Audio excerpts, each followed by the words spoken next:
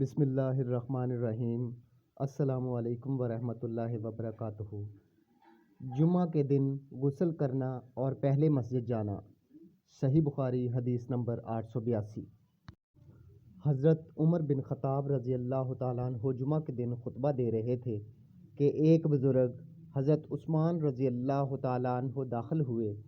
عمر بن خطاب رضی اللہ تعالیٰ عنہ نے فرمایا کہ آپ لوگ نماز کے لیے آنے میں دیر کیوں کرتے ہیں؟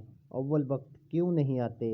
آنے والے بزرگ نے فرمایا کہ دیر صرف اتنی ہوئی کہ اذان سنتے ہی میں نے وضو کیا اور پھر حاضر ہوا۔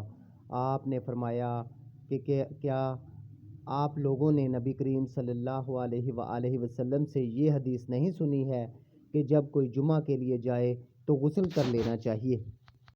حضرت عمر بن خطاب رضی اللہ تعالیٰ عنہ was giving a sermon on Friday when an elder, Hazrat Uthman radiallahu ta'ala anhu, entered.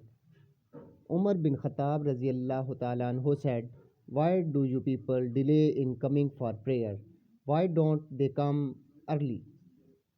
The elder who came said that it was only so late that I performed ablution as soon as I heard the call to prayer and then attended. He said, "Haven't you heard this hadith from Prophet peace be upon him, that when if one goes for Friday, one should take bath?"